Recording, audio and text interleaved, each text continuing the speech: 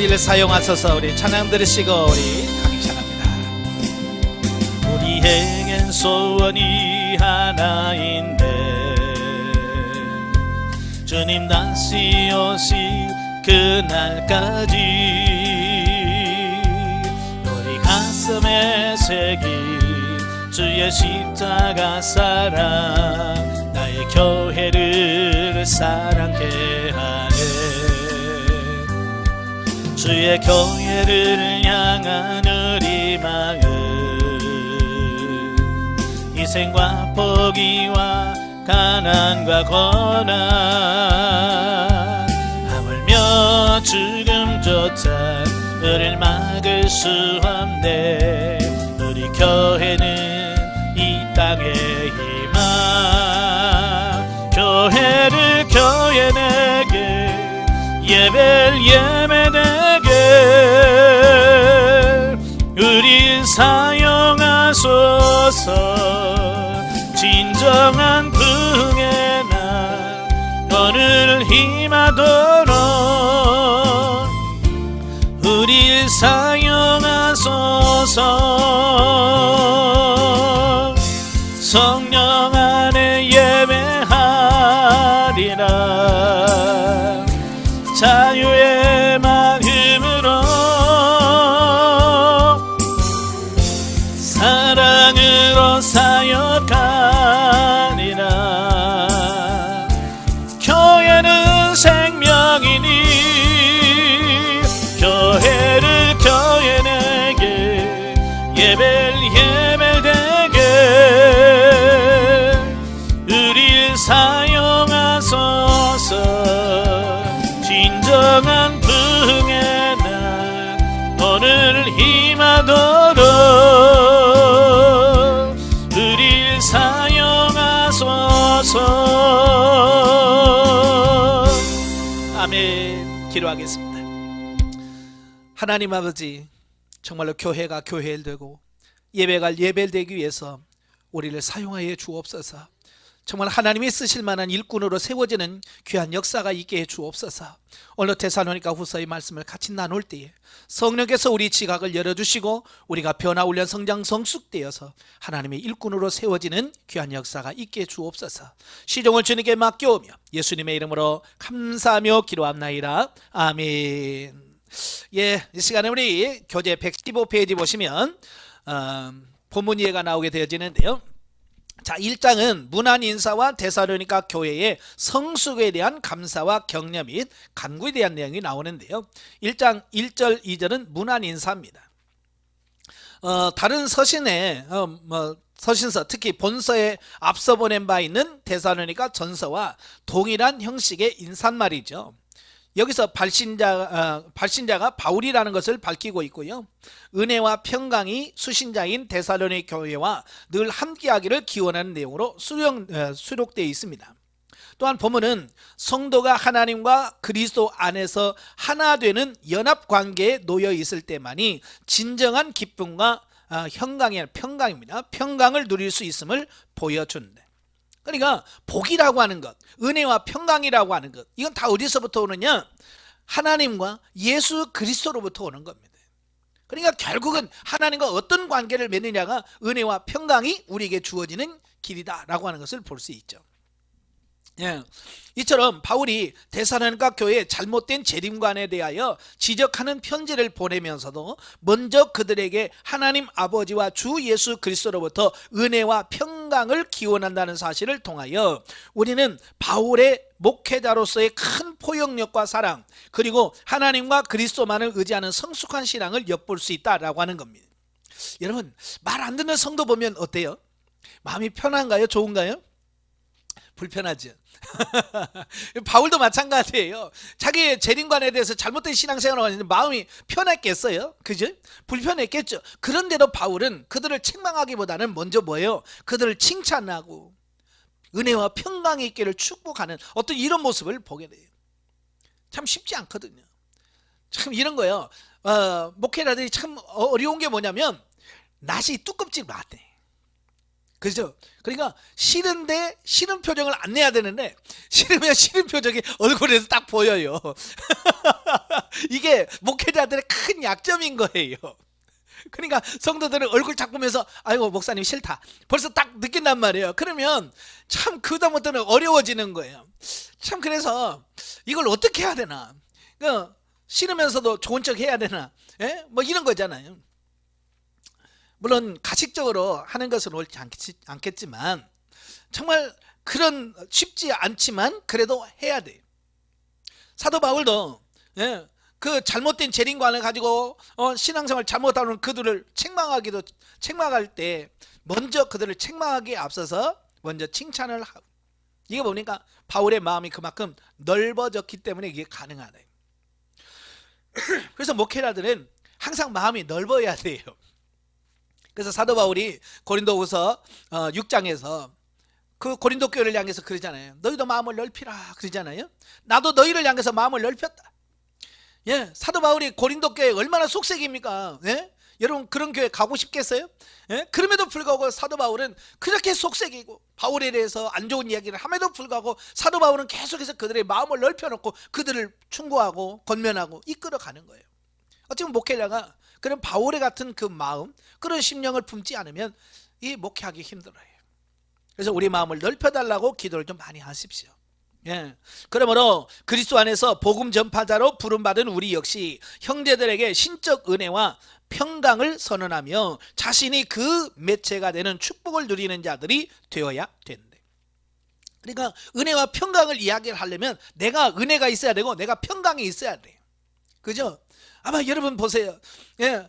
자기 얼굴에 인상 팍팍 쓰면서 여러분 기뻐하세요. 아마 그러면 그 보는 사람들이 무슨 생각을 하겠어요? 예?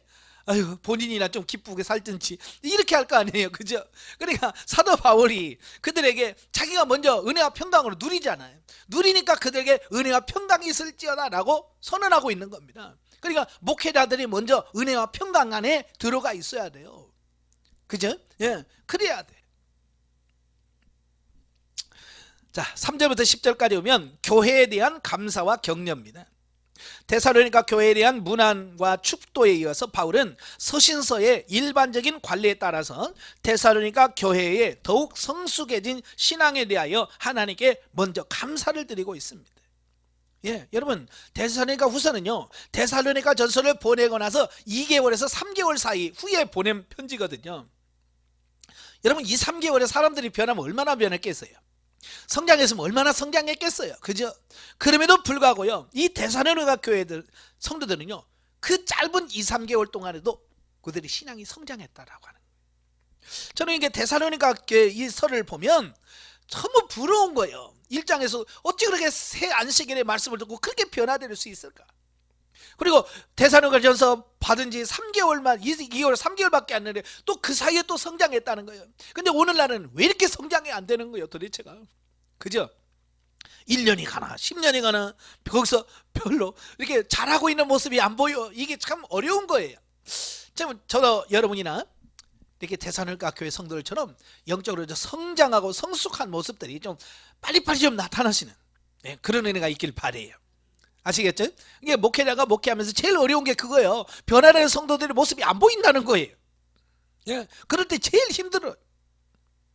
저도 얘기했지만 제가 처음 개척을 하고 96년도에 개척을 하고 2년 만에 제가 손을 들었잖아요. 왜? 안 변하니까. 2년 동안 저는 2년 동안 열심히 그렇게 설교하고 면 뭔가 바뀔 줄 알았는데 안 바뀌는 거예요. 그래서 그때 제가 35살 때였거든요. 34살 때인가요? 그때 보니까 2년 동안 목회했는데 안 변해. 그러니까 아이고 은퇴하려면 70살까지 도대체 이 인간들 데리고 내가 어떻게 목회를 해야지? 와, 진짜 그때는 진짜 생활을 미치겠더라고요. 이거 어떻게 할 방법이 없는 거예요. 그렇게 막 열심히 설교하고 막 하면 변화될 줄 아는데 안 변하니까. 예? 그래서 이거 진짜 내가 어떻게 이런 사람들 데리고 70살까지 목회를 하려고 생각하니까 진짜 뒷골이 땡기고 혈압 오르더라고요. 예. 그래서 낙심하고 있다가 만난 게 영성이에요. 그래서 이거 사람 바뀌는 것은 쉽지 않구나. 영성훈련하면서 그전에는 제가 좀 괜찮은 사람이라고 생각했었거든요. 근데 영성훈련 받으면서 하나님이 자꾸 내 모습을 보여주니까 내가 형편없는 거예요. 그래서 왜 성도들이 변화가 없었느냐? 내가 형편없는 거예요. 내가 성장하지 않는 거야. 내가 변화가 안 된 거예요. 그럼 내가 변화되지 않는데 어떻게 성도가 바뀌겠어요? 그래서 제가 영성훈련을 하면서 제일 먼저 했던 게 하나님, 내가 먼저 변화되기를 원합니다. 내가 먼저 성장하기를 원합니다. 내가 먼저 성숙하기를 원합니다. 그 전에는 계속 성도들에게 여러분 성장해야 됩니다. 여러분 변해야 됩니다. 여러분 바뀌어야 됩니다 라고 말했는데 나는 안 변한 거예요. 그러니까 안 변했던 거거든요. 근데 영성훈련 받고 바뀌라고 말 안 해도 내가 바뀌니까 바뀌어지더라고요. 참 신기한 거예요. 예. 그러니까 젖 먹는 애기한테 야 열심히 먹어, 잘 먹어야 건강해. 아니야, 엄마가 잘 먹으면 돼. 그렇잖아요. 엄마가 잘 먹어야 젖을 맛있는 영양가 있는 젖을 만들어내서 그게 애기한테 가는 거지. 예? 자기는 안 먹으면서 꿀쩔쩔 물만 먹으면서 애기한테 잘 먹어야 건강하다. 이러면 이게 뭐 주는 게 있어야 건강하지. 먼저 목회자가 건강해야 돼요. 자, 한편 데살로니가전서를 쓴 때로부터 얼마 지나지 않아서 본서를 쓴 목적은 첫 번째 편지에서 바울이 가르친 종말론에 관해서 오해한 교인들이 현실 도피적인 경향을 보여 이를 바로잡기 위해서였다라고 하는 겁니다. 예, 그러니까 바울이 전서에서 임박한 재림론을 말씀하신 이유는 영적으로 깨어있으라, 주님이 금방 오신다, 도둑같이 온다라고 하는 말은 깨어있어야 된다라고 하는 것을 강조하는 건데, 도리어 그들은 그 깨어있으라는 말보다는 주님이 금방 오시네? 그러니까 우리는 뭐 다른 할 일이 필요 없네라고 그걸 받아들였다라고 하는 겁니다. 그러니까 바울이 전하려고 하는 의도와는 전혀 다른 결과를 가져오게 된 거예요.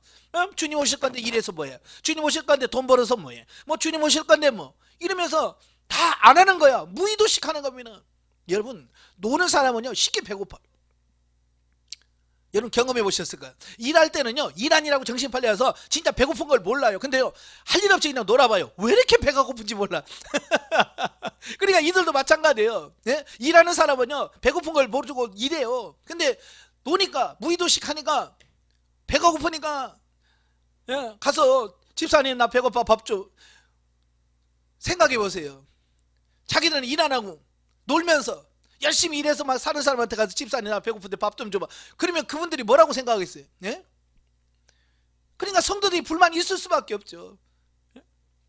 그래서 교회에 문제가 생겨진다라고 하는 겁니다. 그래서 우리가 이걸 보면서 중요한 게 뭐냐면, 하나님의 말씀을 들어도 내가 바르게 깨달지 못하면 이런 오해를 할 수 있다는 것. 그래서 우리 여러분도 설교하면서 될 수 있으면 오해받지 않도록 설교하는 게 중요해요. 예? 이 말을 듣고 오해하지 않도록 잘 깨달을 수 있도록 잘 설교하는 것이 우리 목사들이 해야 할 일이에요. 자, 본문을 살펴보면 바울은 먼저 구체적인 가르침에 앞서서 박해 중에서도 믿음을 잃지 않고 사랑을 실천하고 있는 교회에 대하여 하나님께 감사하며 그들의 인내에 대하여 칭찬합니다. 그리고 하나님께서 교회의 환난을 허용하시고 있는 이유와 환난을 주는 자들과 환난을 이긴 자들의 미래에 대하여 설명함으로써 계속 믿음으로 인내하도록 격려합니다.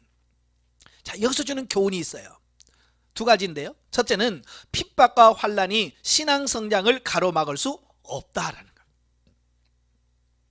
데살로니가 교인들은요, 그 악조건 가운데서도 이게 얼마나 핍박이 심했으면 사도 바울이 새 안식일 만에 쫓겨날까요? 이게 얼마나 심했으면. 그런 악조건 속에서도 이 데살로니가 교인들은요, 끝까지 믿음과 사랑이 더욱 풍성해졌다라고 하는 거예요. 이걸 보면 오늘날 우리도 마찬가지예요. 우리는 환경을 많이 핑계대잖아요. 요즘 같은 시대예요, 요즘 같이 바쁜 시대예요 라고 말하지 말고, 데살로니가 그렇게 어려운 환경에서도 그들이 영적으로 성장해 가고 성숙해 갔잖아요. 오늘날도 마찬가지예요. 많은 분들이 아이고 개척 안 돼, 요즘 부흥 안 돼, 서로 목회자들이 모이면 그런 얘기 합니다. 예, 맞아요. 이 시대는 부흥에, 교회 개척에도 부흥 안 되는 시대는 맞긴 맞아요. 그렇다고 해서 포기하지 말라는 거예요. 그러나 그 가운데서 하나님이 함께 하실 거고 하나님이 동행하실 거고 하나님이 도와주실 거라는 사실이에요. 어찌 보면 데살로니가 교회는요, 정말로 교회가 성장하기 어려운 환경이에요. 그럼에도 불구하고 짧은 시간 안에 그렇게 성장하고 성숙할 수 있었던 비결은 어찌 보면 고난이 있었기 때문에 가능한 거예요. 어찌 보면 오늘 우리 한국교회 성도들이 왜 이렇게 영적으로 변화가 없고 성장이 없느냐? 쉽게 말하면 고난이 없어요. 너무 편해. 너무 잘 먹고 잘 살아요. 어찌 보면 그것이 도리어 우리가 영적으로 성장하는 데 걸림돌이 되지 않았나라고 봅니다.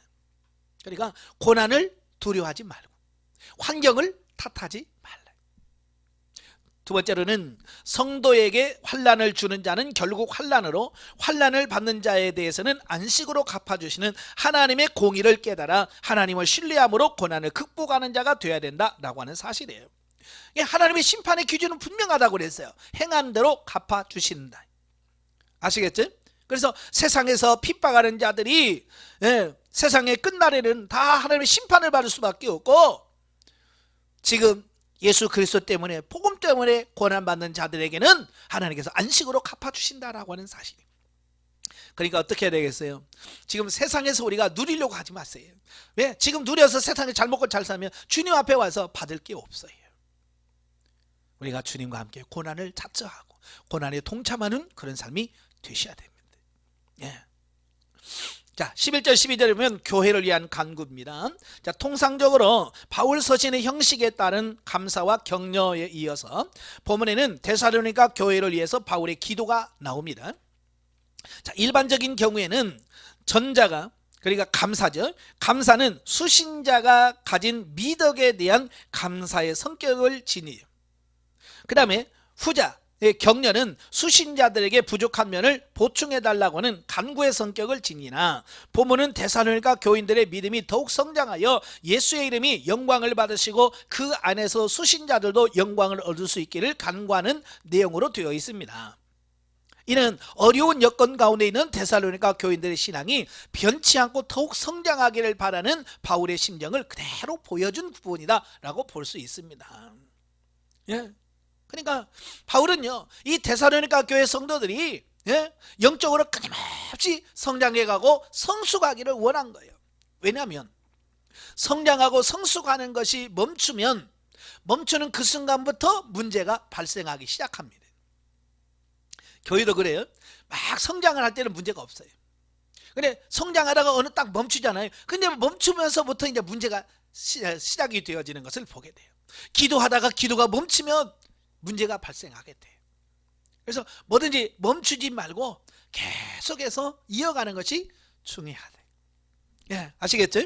근데 참 계속 한다는 게 힘들잖아요. 그죠? 저도 기도 생활 해보니까 좀 하다 보면 너무 기도가 힘들다 이런 때가 와요. 딱 와서 한계가 부딪힐 때가 있어요. 그때 포기하면 안 돼. 그때 넘어가야 돼. 교회도 그래요. 마찬가지. 개체가 한참마다 아유 도저히 안 되겠다. 아유 포기해야 되겠다. 그때 멈추면 안 돼. 그 단계를 넘어가면 그때 열려요. 아시겠죠? 그래서 항상 그 한계를 뛰어넘으셔야 돼. 이처럼 오늘날에 우리들도 자신의 신앙 상태에 만족하고 정체되어 있는 것이 아니라 끊임없이 신앙의 성숙을 위해 매진하여 그리스도와 더불어 영광을 얻기까지 이르기를 기도하면서 이를 도모하는 웅대한 신앙의 비전을 가져야 할 것이다. 네. 그러니까 이런 거예요. 오늘도 자기 신앙에 만족하는 사람이 너무 많아요. 이 정도면 됐지 뭐. 그러면서 그 상태에 머문단 말이에요. 근데 문제는 뭐냐면 어찌 보면 이 정도면 됐지라고 생각하는 그다음부터 내가 어때요? 퇴보돼요. 성장이 아니라 그때부터 퇴보가 돼요. 자, 이런 겁니다. 다이어트 하신 분들 보면 살 빼기 위해서 열심히 하잖아요. 그죠? 열심히 밥도 굶고 운동도 합니다. 근데 어느 날 아유 됐다, 이제 이 정도 됐어. 그다음부터는 안 해. 운동도 안 하고 먹는 것도 막 먹어. 그러면 뭐가요? 다시 요요 현상이라는 게 나오잖아요. 그죠? 그래서 옛날보다도 더 심해지는 경우가 많아요. 가끔 그 연예인들 보면 다이어트 한다고 해서 막 다시 다이어트 해가지고 막 몸짱 되잖아요. 근데 한 1년이나 후년 되면 옛날보다 더 막 살이 찌고 막 이런 보실 거예요. 자, 그게 문제가 되는 거예요. 그게 계속 이어져야 되는데 그렇지 아니하면 그때부터 요요가 생겨. 영적인 부분도 똑같은 거예요. 기도하다가 안 하면 요요 현상이 일어나요. 말씀 보다가 안 보면 말씀에 요요 현상이 일어나. 자, 그래서 멈추지 말고 해야 돼요. 그러니까 정말 영적으로 하다가 제일 안 되는 사람이 뭐냐면, 아유 나 옛날 다 해봤어, 이런 사람들 있잖아요. 그죠? 이런 사람들 뭐요? 하다가 중단하신 분들이거든요. 예? 그런 사람 다시 시작한다는 게 어려워요. 그래서 처음부터 욕심내지 말고 꾸준히 하는 게 중요해요. 예. 그래서 어떤 분이 그래요. 목사님 기도 열심히 하는데 얼마 하면 돼요? 욕심내지 마라. 지금 당신이 하루에 몇 시간 기도하냐? 얼마나 기도하냐? 30분 기도 하루에. 그러면 됐다. 그러면 이제 이번 주부터 5분씩만 들려라. 뭐 1시간 팍 늘리지 말고 한 주에 5분씩만 늘려가라. 천천히. 네? 그래서 내 몸도 익숙하게 따라올 수 있도록 해서 천천히 이걸 해서 가야지. 5시간 기도해야 돼. 오늘부터 5시간. 그래서 하루에 5시간 하면 그날 몸살 나. 예, 그죠? 몸살 나서 아이고 기도하면 힘들어. 그다음부터는 안 해버려. 예, 그러니까 이게 문제가 되는 거예요. 자, 영적에 보죠. 공의로운 하나님은요, 인간의 행위대로 심판하신다. 심판은 그리스도께서 재림하실 때에 복음을 듣지 못한 자들과 듣고도 복종치 아니하는 자들이 그 대상이 된다. 예, 이게 중요한 거예요. 또한 믿음의 자녀들을 핍박하는 자들에게는 그에 합당한 심판이 있을 것이고, 하나님의 나라를 위하여 고난을 받는 자들은 영원한 하나님의 축복으로 갚아주실 것이다 라고 하는 겁니다. 어떤 분이 그러더라고요. 원래 예수를 안 믿고 지옥에 가는 사람보다 예수 믿다가 지옥 가는 사람이 더 큰 고통을 받는데. 그래서 왜 그러냐면 마귀들이 너는 이 세상에서도 내 말 안 듣고 뺀질뺀질 해가지고 그렇다고 해서 지옥에 가면 마귀들이 더 고통을 준다는 거야. 그러니까 기왕 믿은 거 확실하게 믿길 바랍니다. 예, 2장으로 가죠. 2장은 재림의 징조인 불법의 사람의 활동과 멸망, 불의한 자들에 대한 종말의 심판 및 재림을 소망하는 자에게 대한 권면과 기도가 나오는데요. 자, 1절부터 2절 종말 교훈에 대한 바른 자세.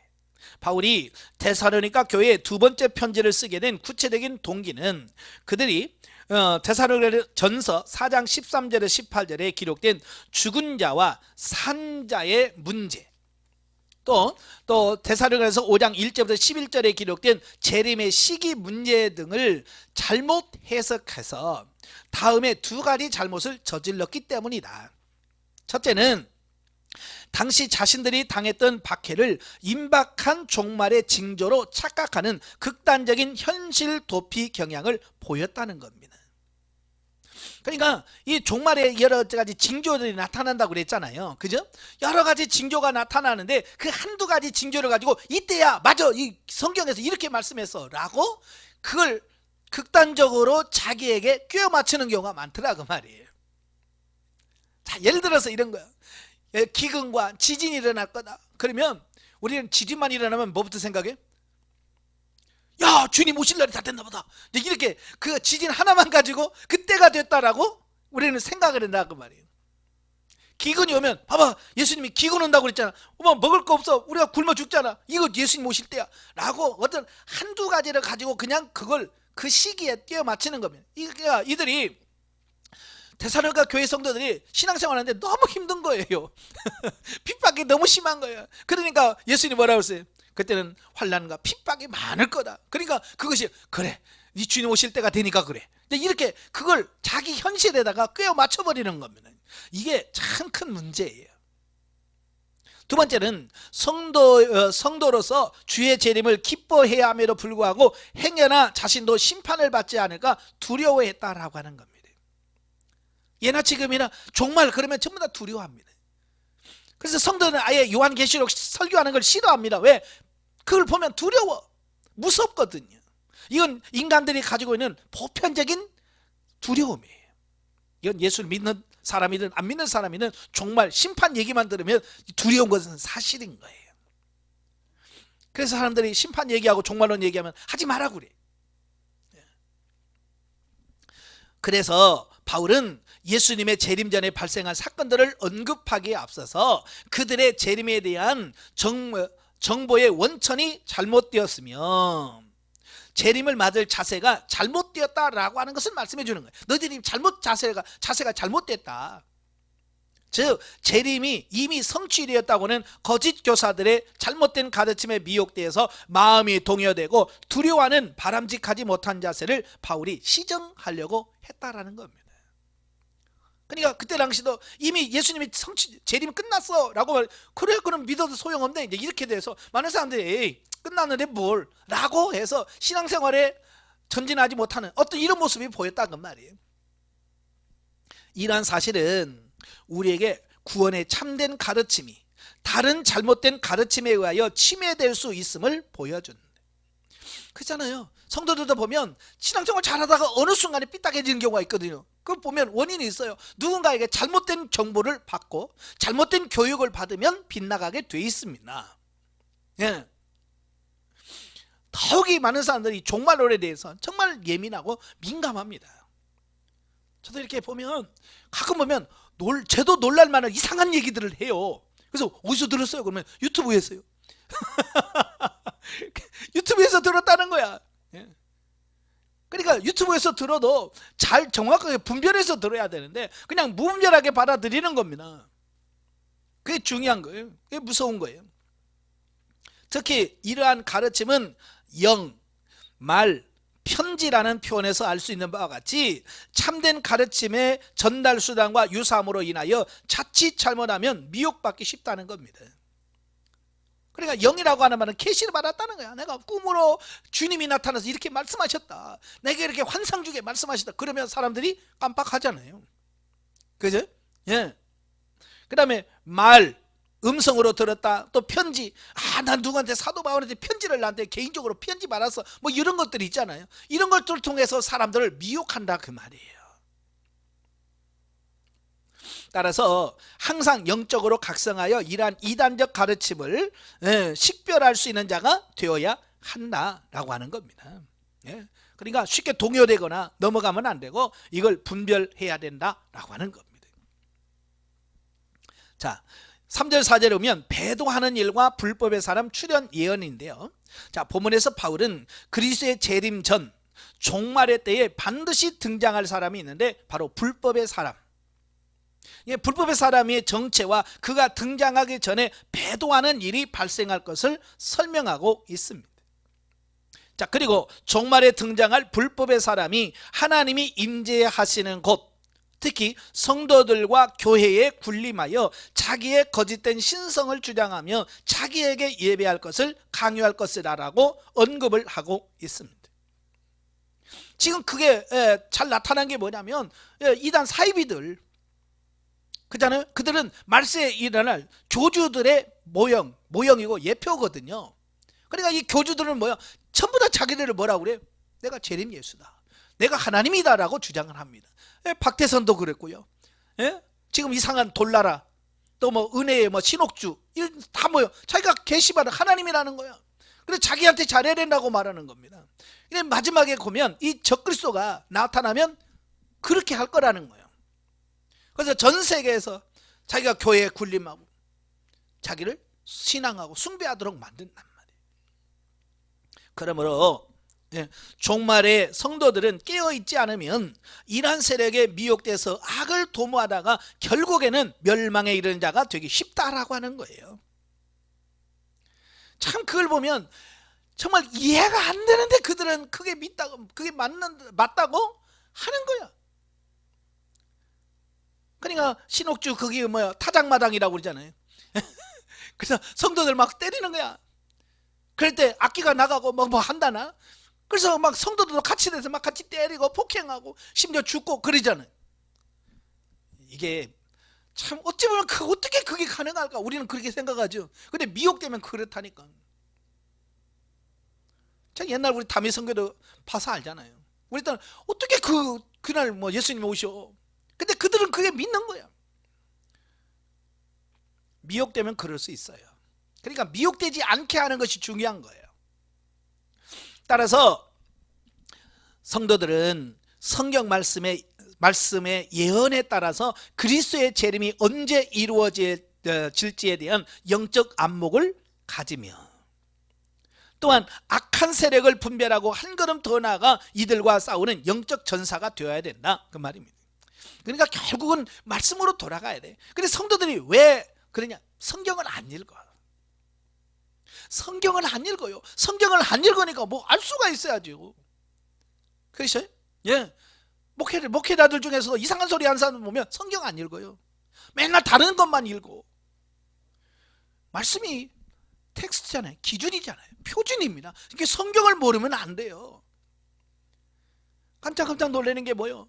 집사, 장로, 권사가 되는데 지금까지 한 번도 성경을 일독을 안 해봤대.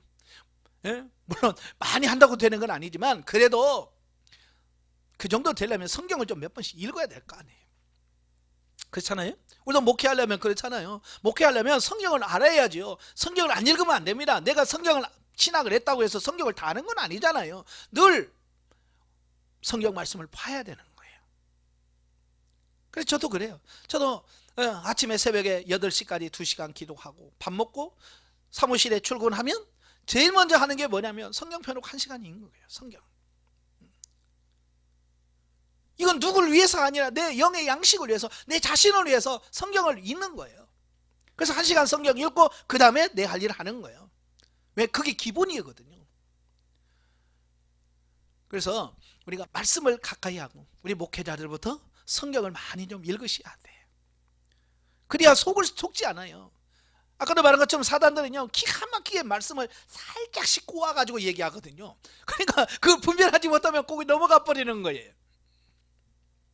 그래서 성경을 좀 많이 읽으시길 바래요. 자, 5절부터 8절까지 보면 불법의 사람의 활동과 멸망에 대한 말씀인데요. 자, 불법의 사람이 출현할 것을 기록한 데 이어서 본문에서는 불법의 사람이 그리스도의 재림이 임박할 때까지 활동치 못하는 이유는 이를 막는 자가 있다는 사실과, 자, 지금 이 이단들이 많이 있어. 근데 이단들이 그렇게 판을 치지 못하는 이유가 뭐예요? 막는 이가 있다는 거예요. 하나님께서 그를 지금 막고 계신다라는 겁니다. 예. 그러니까 지금 이단이라도 이런 게 활기를 못 치는 게 뭐냐면 우리가 잘나서가 아니라 하나님이 지금 막고 계시는 거예요. 왜? 아직 때가 안 됐으니까. 그래, 때가 되면 하나님께서 그 막으시는 그걸 처리하시. 그러시면 그때는요 불법이 막 그냥 몰려올 겁니다. 불법이 성행하게 될 겁니다. 근데 뭐라고 되어 있어요? 여기 재림의 때가 임박하여 불법의 사람이 활동하기 전까지 해도 불법의 비밀은 이미 활동하고 있음을 밝힌다. 예, 지금도 불법의 사람들이 얼마나 많은지 몰라요. 드러난 사람들이 있고 안 드러나지 않는 무리들도 많다 그 말입니다. 예. 그리고 이어 의의 왕 그리스도의 재림으로 이 모든 불의의 세력을 멸하게 됨을 선포합니다. 예, 그 마지막 때는 이 불법의 사람들이 팔개를 칠 거예요. 그러나 예수 그리스도의 재림을 탁 하면 그 모든 활동은 그날 끝나는 겁니다. 이러한 비밀을 통해서 우리는 미래의 신비에 속하는 재림의 모든 비밀을 알 수는 없으나 그때가 이르기 이전까지 온갖 악들이 범람할 것이며 믿는 자들을 미혹할 것이라는 것과 그러한 불법의 비밀이 이미 활동하고 있음을 알 수 있다. 그러나 우리는 이들이 결국 재림하시는 그리스도에 의하여 멸절될 수밖에 없는 존재라는 사실을 통해서 우리는 위로를 얻어요. 또 지금 이 땅에서 활동하는 불법의 비밀을 이기기 위해서 능력의 말씀과 성령의 권능을 더욱 힘입어야 된다. 그러니까 이 불법이 행하는 이 시대에 저와 여러분이 승리할 수 있는 비결은 말씀과 뭐요? 성령의 능력 두 가지밖에 없어요. 말씀과 기도 외에는 다른 방법이 없어요. 그래서 여러분들에게 계속해서 성경을 읽어야 되고 기도해야 됩니다. 그래야만 이 마지막 때에 우리가 승리할 수 있는 겁니다. 이걸 사도 바울이 벌써 초대교회에서부터 우리에게 교훈해주고 있는 거예요.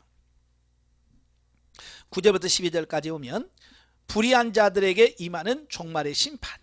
자, 앞부분 8절에서 그리스도의 강림하시는 날에 있을 그 불법한 자들의 멸망을 언급한 데 이어서 자, 보면은 이러한 악의 세력의 유혹에 빠져 부하뇌동하여 진리의 사랑을 거부하는 결과를 초래한 자 역시 결국에는 멸망받게 될 것임이 예언되어지고 있습니다.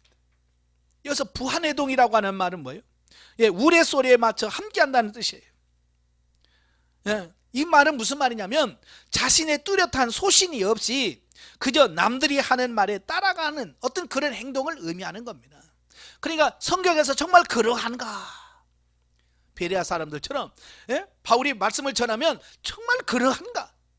그래서 말씀을 깊이 상고하면서 아 정말 이렇구나 라고 말씀으로 깊이 들어가야 되는데, 그렇지 않고 이 사람이 이 말하면 그래? 저 사람이 이 말하면 그래? 자기 뚜렷한 믿음의 소신이 없는 거예요. 그러니까 많은 사람들에게, 예? 미혹당할 수밖에 없는 거거든요. 그래서 자신이 말씀 위에 굳게 선 믿음이 있어야 돼요.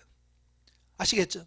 그리고 여러분도 마찬가지예요. 말씀에 대한 굳건한 딱 기초가 돼 있어야 어떤 사람이 말을 해도 넘어가지 않습니다.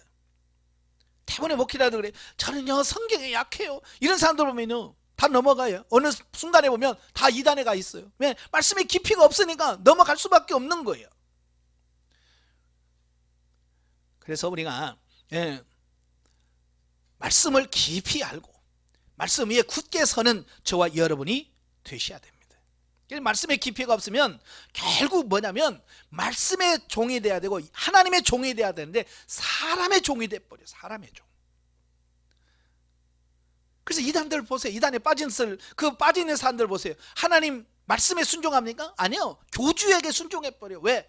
이미 그들은 말씀에 순종하는 게 아니라 그 교주의 말에 순종, 그 사람의 종이 돼버린 거예요. 이거 심각한 거예요. 오늘도 마찬가지예요. 성도들도 자기가 말씀에 바로 서 있으면 목사님들이 말을 하면 그걸 말씀으로 분별해서 하는데 그게 안 되니까 그냥 목사님의 말에만 순종해 버리는 거예요. 그래 좋은 목회자를 만나면 잘 설 수 있지만 잘못된, 목회자 만나면 평생 그 목회자의 종이 돼서 사람의 종이 돼서 신앙생활하고 그런 사람들 너무 많은 거예요. 우리가 이거 잘 기억하시길 바래요. 예. 그리고 하나님께서는 이러한 자들을 유혹 가운데서 방기시킴으로써 심판받게 하려 하심이 언급되어 있다라는 겁니다. 한편 악한 자가 사람들을 유혹하는 수단은 모든 능력과 표적과 거짓 기적과 불의의 속임인 바, 영적으로 각성치 못한 자는 이러한 유혹에 넘어가기 쉽다라는 겁니다. 그러니까 그들이 유혹할 때, 그냥 정직하게 하는 게 아니잖아요. 능력과 표적과 거짓 기적과 이런 것들을 가지고 한단 말이에요. 그러니까 신천지가 길거리에서 사람 전도할 때 그냥 복음을 전하는 게 아니잖아요. 꿈을 이용합니다. 그래서 만났어요. 어젯밤에 꿈을 꿨는데 오늘 집사님을 만났네. 하나님께서 집사님에게 꼭 이 말 전하라고 한 것 같아. 그러면서 이야기한단 말이에요. 그게 진짜입니까? 꾸며낸 얘기잖아. 거짓이잖아요. 근데 꿈에 보였어 정말로? 그러면서 쏙 넘어가 버리는 거예요. 그러니까 이거 분별을 잘해야 돼요. 따라서 성도들은 진리의 사랑을 받는 가운데 멸망으로 이끄는 비진리의 유혹을 분별하여 무찌르는 영적 성숙감을 가져야 한다. 이게 중요한 거예요. 비진리를 보고 이건 아니야 가짜야 라고 분별할 수 있는 그런 능력이 있어야 되는 거예요. 13절부터 17절까지 오면 재림을 소망하는 자들에 대한 권면과 기도. 자, 앞단락에서 재림 때 심판과 멸망을 경험하게 될 악한 세력에 대한 예언과 경고라면, 자 보면은 반대로 믿음으로 구원에 이른 자로 택해 주신 하나님께 대한 감사와 구원해 주신 그리스도께 영광을 돌림으로 재림 시에 주의 영광에 참여하도록 하기 위한 것이라는 것이기에 믿음 위에 굳게 서서 믿음의 전승을 지키라는 권면의 내용입니다. 그러니까 그 마귀들은 미혹하는 이유는 뭐예요? 10절에 보면 뭐라고 그랬어요? 구원을 얻지 못하도록 하는 데 목적이에요. 그러니까 사람들은 어떻게 하든지 구원을 받지 못하도록 하는 겁니다. 그러나 하나님은 반대요. 우리를 택하신 이유는 뭐예요? 우리로 하여금 구원에 이르러 하나님의 영광에 참여하도록 하는 겁니다. 이게 하나님의 부르심과 사단의 부름이 다른 거예요.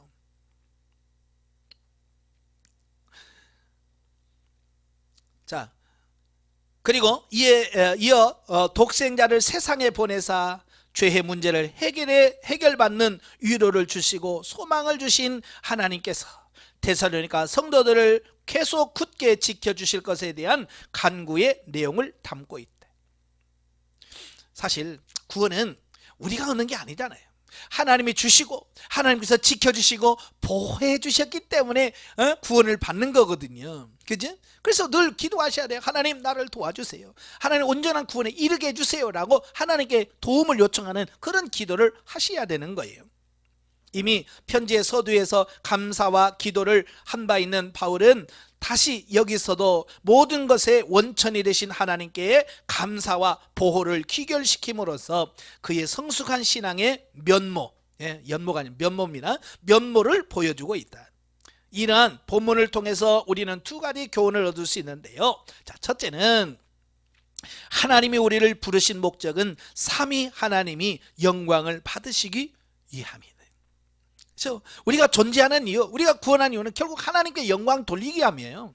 따라서 부름받은 성도들은 물론 마지막 구원날에 하나님의 영광을 찬양하는 자가 되겠으나 이 세상에 있을 동안에는 말씀에 순종함으로써 하나님께 영광 돌리는 자들이 되어야 하는데, 마지막 때 우리가 천국에 가면 우리가 할 일이 뭐예요? 천국에서 농사를 짓겠습니까? 뭐 하겠습니까? 거기는 하나님께 찬양하고 하나님께 영광 돌리는 일만 하는 겁니다. 그러면 이 땅에서는 어떻게 하냐? 이 땅에서도 아무것도 안 하고 그냥 찬송만 하고 하나님께 영광 돌리는 겁니까? 아니잖아요. 이 땅에서는 말씀에 순종하는 삶, 하나님의 말씀에 순종하는 삶을 통하여 하나님께 영광을 돌리는 삶이 된다. 그래서 하나님 말씀에 순종하셔야 돼. 그리고 두 번째는 성도들은 이 땅에 살아가면서 핍박을 받기도 하나 하나님의 위로와 소망으로 힘을 얻을 수 있다. 즉 성도가 가지는 영적 생동력의 원천은 하나님인 것이다 라고 하는 겁니다. 그래서 오늘 저와 여러분들은 원천의 힘, 하나님을 붙들 때 승리할 수 있어요. 그래서 붙어 있어야 되잖아요. 그죠? 보통 사람들은요 사람을 의지하는 경우가 참 많아요. 그래서 시편에서도 도울 힘이 없는 사람을 의지하지 말아요. 참 저는 이렇게 정권이 바뀌는 이런 것을 보면 참 그 무상 그걸 깨달아요. 그렇잖아요. 우리나라 대통령이 될 때 그 밑에서 막 해가지고 출세한 사람들 보세요. 그 정권 바뀌고 정권 바뀌어봐요. 낙동강 오리알처럼 다 뚜룩뚜룩 떨어져서 심지어는 감옥 가고 갇히고 이런 모습을 보면 참 그 5년 그 짧은 것 그것 좀 누려보려고 저렇게 이렇게 하나라고 하는 참 그런 걸 느껴요. 자, 우리가 이 땅에 살아가면서 사람 의지해봐야 별거 없어요. 그죠? 많이 도와주면 그 사람이 얼마나 도와주겠어요, 사람인. 그러나 하나님은 영원히 우리를 도와주셔요. 사람은 완벽하지 않아요. 사람은 다 자기 이해관계, 자기가 유익될 수 있는 사람은 도와요. 손해본 사람은 잘 안 돕습니다. 그러나 하나님은 우리를 똑같이 사랑하시고 그래서 우리를 도와주시는 분이시기 때문에 우리는 사람 의지하지 말고 하나님만 의지하는 여러분이 되셔야 됩니다. 자, 영적에 보겠습니다. 그리스도의 재림에 대해서 오해하고 두려워하는 성도들에게 두려워하지 말고 규모 없이 행하는 자들에게 현실에 충실한 신앙생활을 할 것을 말씀해주고 있다. 그러니까 자꾸 현실을 도피해서 어디 뭐 기도원에 들어가야 되나 수도원에 들어가나 이런 생각하지 마라 그 말이에요. 아시겠죠? 지금 주어진 현실에 충성을 하셔야 돼요. 현실에 충성해야 돼요.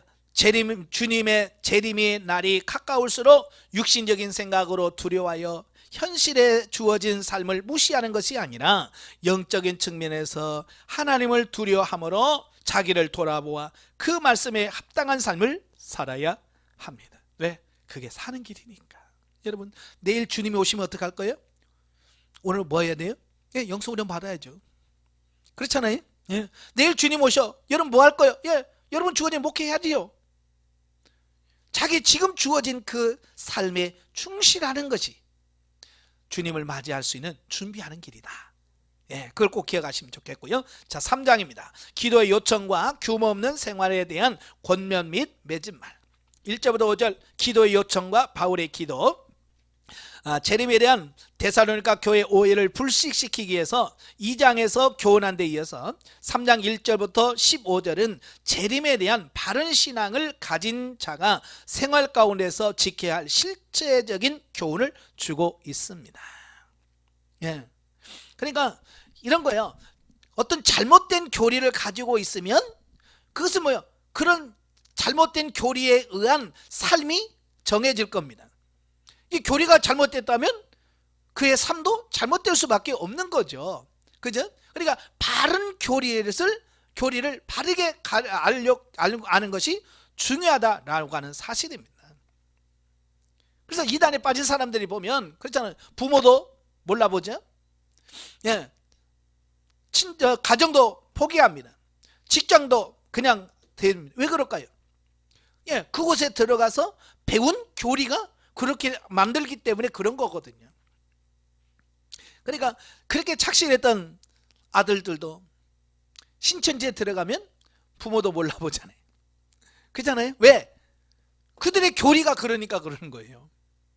그래서 그 교리에 넘어가면 그렇게 된다니까요. 그래서 정말로 잘 가르쳐야 돼. 교리적으로 바르게 가르쳐야만 그들이 바른 신앙생활을 할 수 있는 겁니다. 그냥 목회자의 사명이 큰 이유가 바로 그런 거예요. 그 성도들에게 정말 바르게 성경적으로 바르게 가르쳐 주는 것이 가장 중요한 거예요. 자, 그 가운데 바울이 부드러운 필치로 자신의 복음 사역과 복음 전파를 방해하는 악한 자로부터 보호해달라고 위해서 기도해달라고 부탁을 합니다. 왜 사도 바울이 데살로니가 교인들에게 기도를 요청할까요? 예, 기도 없이는 하나님의 일을 할 수 없기 때문에 그래요. 네, 직장 다닐 때 기도 안 해도 직장 생활 잘 할 수 있어요. 그죠? 돈 벌 때 기도 안 해도 돈 벌 수 있어요. 그러나 영적인 일은 달라. 영적인 일은 기도하지 않으면 할 수가 없어요. 그래서 본인도 기도해야 되겠지만 서로 상대방을 위해서 기도해주고 기도로서 협력하고 서로 하나 되는 이게 필요한 거예요. 그래서 사도 바울도 자기도 사도지만 데살로니가 교인들을 향해서 나를 위해서 기도해 달라라고 요청하는 겁니다. 자, 여러분도 마찬가지예요. 목사지만 성도들한테 이런 문제를 위해서 기도해 주세요 라고 해서 성도들이 목회자를 위해서 기도해 줄 수 있게끔, 그리고 목회자는 성도를 위해서 기도하고, 아마 목회자들은 다 성도를 위해서 기도할 거예요. 그죠? 근데 성도들은 과연 목사님을 위해서 기도할까요? 하는 것 같아요? 안 하는 것 같아요? 그냥 우리는 할 줄로 믿고, 그죠? 하고 있을 줄로 믿고 하는 거지. 근데 하는지 안 하는지를 모르잖아. 그래서 그들이 목회자를 위해서 같이 기도하고 서로 기도로서 교제하고 이런 게 필요한 거예요.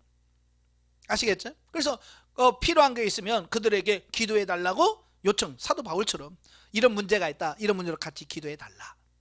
예? 자, 그러면서 같이 공유하고 하는 이 부분들이 필요한 거죠.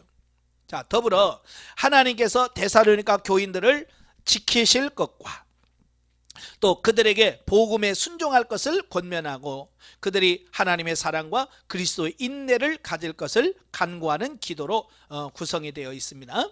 자, 넘겨서 자, 본문에서 바울은 비록 신앙의 용장이었지만 데살로니가 교인들에게 복음과 그 전도 사역을 성공적으로 수행하기 위해서 기도를 부탁했다라고 하는 겁니다. 여기서 기도를 부탁했다라고 하는 것은 뭘 말하냐? 사도 바울의 겸손함을 표현하고 동지의식에 대한 부분을 발견할 수 있어요. 그러니까 동지라고 하는 게 뭐예요?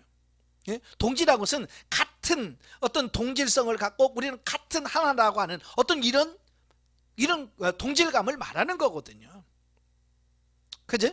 그러니까 성도들과 사도 바울은 나는 사도, 당신은 병신도, 이걸 나눠서 하는 게 아니라 같이 하나님의 일하는 동역자라고 하는 어떤 그런 의식에 의해서 서로 기도 부탁하고 또 기도 부탁도 받고 하는 어떤 이런 부분들이 필요하다라고 하는 겁니다. 그러니까 교회에서도 마찬가지예요. 목회도 성도들하고 같이 해야지 목사 혼자 하는 게 아니잖아요. 그죠? 그러니까 사도 바울처럼 그들과 같이 동역자의 어떤 이런 의식을 가지고 성도들과 같이 가는 이런 목회를 해야 된다 그 말입니다. 또한 이는 그의 전도자로서의 사역이 중요하며 아무리 신앙이 강한 자라 할지라도 불완전한 인간이므로 악한 자의 올무에 빠질 수 있다는 자각과 더불어 영적 형제된 자들에게는 기도의 교류가 필요하다는 자각 때문이다. 그러니까 아무리 사도지만 사도 바울도 뭐요? 자기도 연약하다는 걸 아는 거예요. 여러분도 그러잖아요. 우리 목사라서 뭐 연약하지 않습니까? 똑같아요. 연약한 존재예요. 저도 이제 성도들하고 얘기하면 뭐라고 그래? 성도들이 아니 목사님은 목사님이잖아요. 그럼 제가 그래, 목사는 사람 아니에요? 목사도 사람입니다. 저도 그런 얘기를 자주 하거든요. 그걸 합리화시키는 게 아니라 완벽한 존재는 아니라는 거예요. 예수 그리스도는 목사라도 완벽한 존재가 아니라 불완전한 존재라고 하는 거예요. 그러니까 어때요? 그러니까 그들이 기도해 드려야 되고, 그죠? 기도하면서 서로 하나 되어야만 이게 가능하다라고 하는 것을 보게 돼요. 근데 마치 나는 아무 문제가 없고 나는 완벽하다라고 생각을 하면 이건 착각이겠죠. 따라서 오늘날 우리들에게 있어서도 자신을 위한 기도는 물론 형제를 위해 기도하고 또 기도를 부탁하는 영적 연대 의식을 가질 때 승리하는 신앙을 유지할 수 있음을 알 수 있다. 그러니까 서로 어렵고 힘들 때 누가 나를 위해서 기도하고 있구나 라고 느낄 때 힘을 얻는 겁니다. 그죠? 그러니까 성도들은 우리 목사님이 나를 위해서 기도하시겠지, 그때 힘을 얻는 거고요. 목사들도 성도들이 어려울 때 나를 위해서 기도하고 있겠지라고 하는 그 믿음이 있을 때 그걸 극복할 수 있는 힘이 나오는 거거든요. 서로 기도해 줄 수 있기를 바라요. 아시겠죠? 6절부터 15절까지 보면 규모 있는 생활에 대한 권면입니다. 이 규모가 없다라고 하는 말은 짜임새가 없다, 그런 의미인데요. 자신의 책임감과 역할을 못하고 있다, 그 얘기거든요. 그러니까 신앙생활을 하면서 자신의 역할을 해야 돼요. 목사는 목사로서의 역할을 해야 돼요. 집사는 집사로서의 역할을 해야 되고 장로는 장로로서의 역할을 해야 돼. 그런데 그 일들을 잘 못한단 말이에요. 그걸 규모가 없다라고 이야기한다 그 말입니다. 참, 여기서 이제 중요한 게 뭐냐면 우리가 신앙생활을 하면서 내 역할을 제대로 잘 하셔야 돼. 남편이면 남편의 역할을 제대로 하고, 아내면 아내의 역할도 해야 되고, 자녀로서 이 역할을 잘 해야 돼. 자, 우리 목회자들이 놓치기 쉬운 게 이런 거예요. 그게 뭐냐면 자기는 주의 종이니까 가정 자녀들 하나님께서 책임져 줄 거야. 믿으면 좋은데 이제 그게 지나쳐가지고 자식을 위해서 무관심하고 아무것도 안 하는 어떤 경우가 보여요. 그래서 자식이 굶는지 학교를 갔는지 마는지 그 신경도 전혀 안 써. 나는 목회만 전념을 한다, 이런 거 있거든요. 그것도 밖으로 보면 야, 저분은 진짜 믿음이 좋네 라고 생각할 수 있겠지만 그 당사자들, 그렇잖아요. 보호를 받지 못하는 자녀들은 성장하면서 무슨 생각을 했겠어요? 좋은 생각 갖겠습니까? 부모에 대해서? 아니에요. 그들은 하나님에 대해서 원망을 합니다. 뭐라고 원망합니까? 내 엄마 아빠를 하나님께 뺏겼다라고 생각하는 거예요. 그래서 그들은 어느 단계 가면 하나님 안 믿습니다. 왜? 우리 엄마를 뺏어간 하나님 미워. 그런 거예요. 집사 권사님도 교회 충성하시는 분들 보면 엄마로 역할을 잘 안 해. 아빠로서 역할을 안 해요. 그러니까 나중에 그 자녀들이 신앙생활을 안 하는 거예요. 왜? 어렸을 때 맨날 엄마 아빠들은 교회만 간다고, 교회 가서 충성한다고 일하면서 자기들은 밥도 안 챙겨주고 아무것도 안 했거든요. 그런 걸 보면서 뭐예요? 소외감을 느끼고 상처를 받은 거예요. 그래서 이 말이 무슨 말이냐면 목사라서 내가 아빠라고 하면 아버지의 역할을 해야 돼. 목회도 하지만 아버지의 역할도 잘 해야 돼요. 어머니라면 어머니의 역할도 해야 된다는 얘기예요. 아시겠죠? 그래서 내 주어진 그 일, 사명, 그 신분을 잘 감당할 수 있어야 된다. 이걸 말씀해 주고 있는 거예요. 이걸 규모 있다라고 말하는 겁니다. 규모가 없다라고 하는 말은 그걸 안 하는 거예요. 집에 가서 나는 목사니까 난 집에 세게 만져, 이러면 이거 규모 없는 겁니다. 예? 아시겠죠? 나는 목회하니까 다른 신경 안 써. 이것도 규모 없는 거예요. 목사 얘기지만 엄마고 아빠고 남편이고 아내잖아요. 그렇죠? 그래, 이런 역할들을 잘 감당할 수 있어야 되는, 지금 사도 바울은 그 얘기를 하고 있는 거예요. 자, 당시 데살로니가 교인들의 실생활과 가장 밀접하게 관련된 교훈들이 수록되어 있습니다. 그들 가운데는 재림에 대한 광신적 열정에 사로잡혀서 무의도식하면서 규모 없이 행하는 자들이 있었다라고 하는 겁니다. 그러니까 우리가 광신이라고 하는 게 뭐예요? 자기 열정에 치우쳐서, 그죠? 말씀의 의의나 자기 열정에 속았을 때 나오는 게 광신이에요. 자기 신념에 속은 거죠. 그래서 그들은 무의도식하면서 마치 그게 옳은 것처럼 착각하면서 사는 거예요. 따라서 본문에서 바울은 규모 없이 행하는 자들과 절교하라고 강력하게 권면합니다. 그래서 뭐라고 그래요? 사귀지 말라, 저들 떠나라 라고 하는 말이에요. 그들에게 떠나라고 하는 말은 저들과 사귀지 말라, 교제 중단에 대한 말씀을 하고 있습니다. 왜? 첫째는 전염성이 강하기 때문에. 그러니까 그런 사람들과 같이 살면 그 사람이 영향을 받게 됩니다. 그죠? 그래서 그들에게 떠나라고 말씀하고 있고, 또 하나는 뭐예요? 그들에게 깨달을 수 있는 기회를 주기 위함이에요. 예, 열심히 자기 하다가 안 들어, 왜 안 듣지? 왜 나 안 따라오나? 그래서 내가 무슨 문제가 있나? 라고 해서 깨달을 수 있는 기회를 주기 위해서 그 사람을 떠나라라고 말하는 겁니다. 이게 미워서 떠나라는 게 아니고 그렇게 그들을 변화시킬 수 있는 기회가 있기 때문에 그렇다, 그 말입니다. 그리고 6절 뒤이어서 그의 대안으로서 복음 전파 사역을 수행하는 중에도 직접 자신의 생계를 이어나간 바울의 자신을 본받으라고 요구하고 있습니다. 바울은 이미 일에 대하여 강력하게 권면한 바 있는데요. 자, 여기서 다시 생업에 종사하며 성실한 삶을 살 것을 권면하고 있는 것입니다. 또한 바울은 규모 없이 행하는 자들과는 달리 충성되게 헌신하던 대다수의 교인들에게 환난 가운데서도 선을 행할 것에 대하여 권면하며 계속 행악하는 자들에 대해서는 형제로 권고할 것을 권면하고 있습니다. 이러한 본문을 통해서 우리는 다음과 같은 영적 교훈을 얻을 수 있는데요.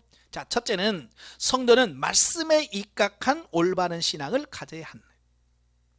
계속 말씀하고 있어요. 예? 말씀에 입각한 올바른 신앙생활을 해야 돼요. 예? 그 신앙의 또 행동을 통하여 드러나야 한다. 자, 이게 중요한 거예요. 사람들은요, 그러니까 예수 안 믿는 사람은요, 우리가 얼마나 기도하는지 안 봐요.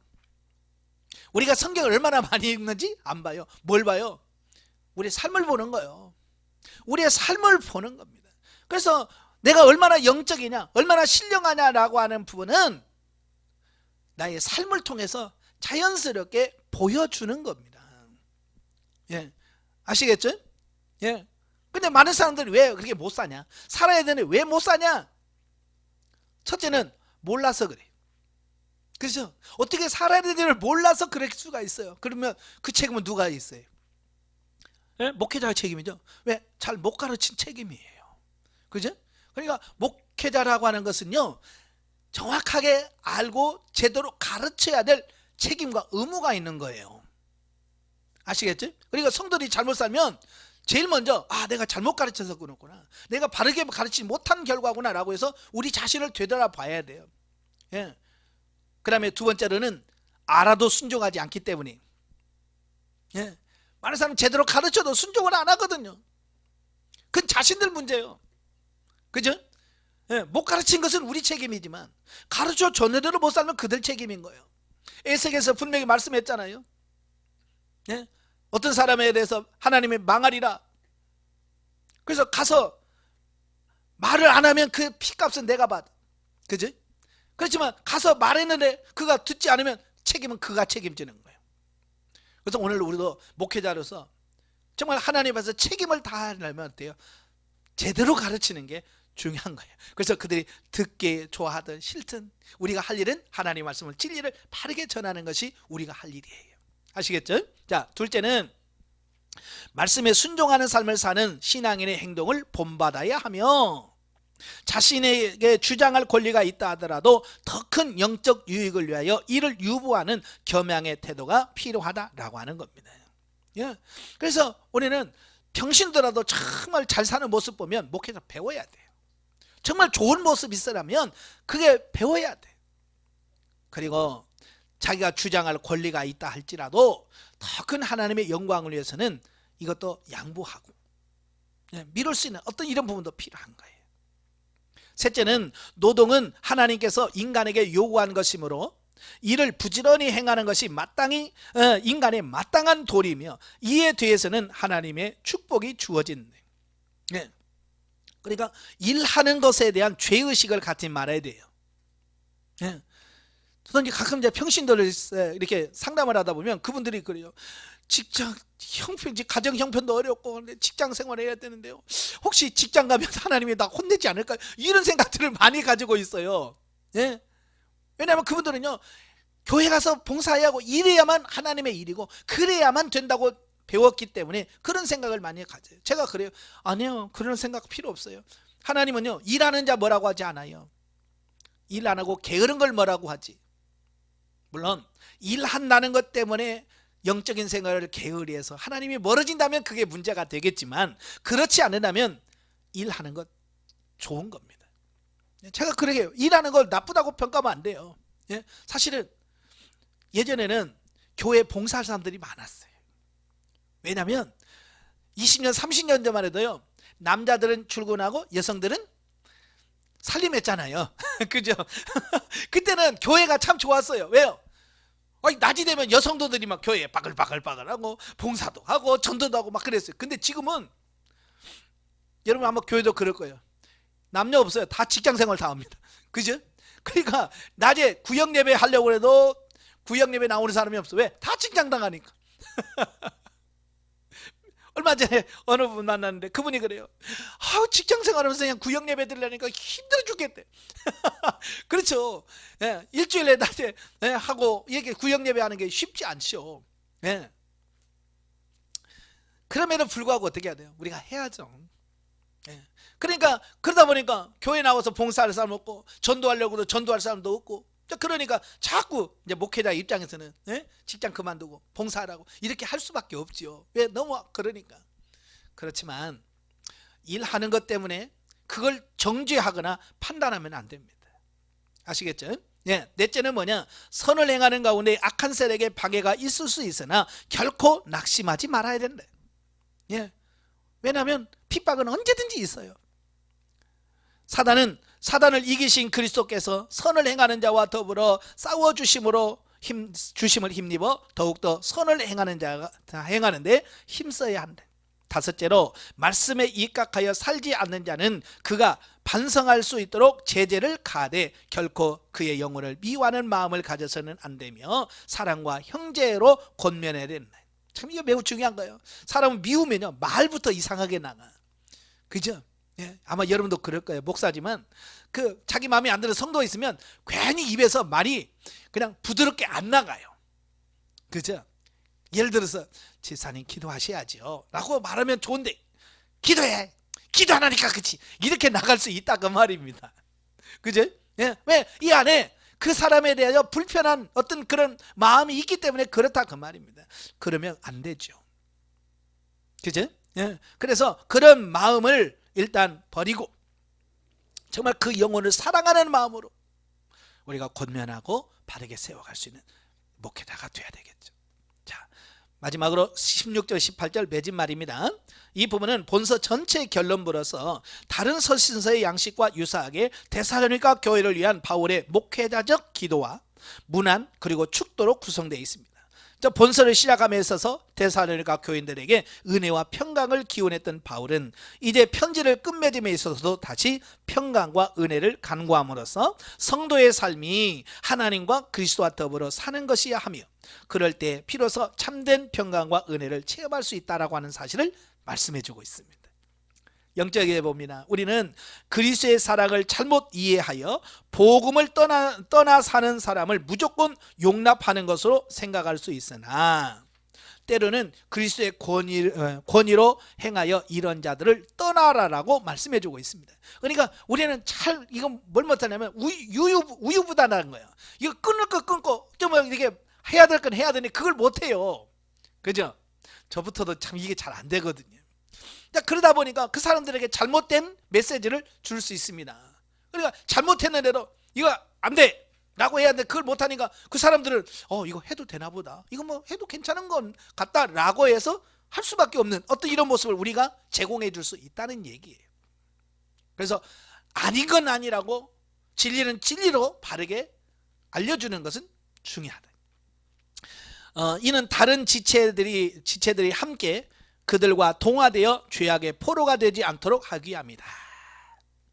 성도와 이웃에 대한 사랑은 무절제한 구제와 섬김이 아닌 무관심도 아닌 성령의 인도하심을 따라 성결과 진리로 온전한 사랑으로 귀하게 여기고 잘못된 행위는 바르게 권면해야 된다라는 겁니다. 이렇게 우리 데살로니가후서를 잘 살펴봤습니다. 기도하겠습니다. 하나님, 정말로 말세에 우리가 하나님의 자녀답게 산다는 것이 쉬운 일은 아닙니다. 그래서 사도 바울은 데살로니가 후서를 통해서 말세에 이렇게 살아야 된다라고 권면하고 있습니다. 그 말씀이 오늘 우리에게 주어진 말씀인 줄로 인식하고 그 말씀대로 사라져지는 우리가 될 수 있도록 도와주시옵소서. 예수님의 이름으로 감사하며 기도합나이다. 아멘. 하나님께 드립니다.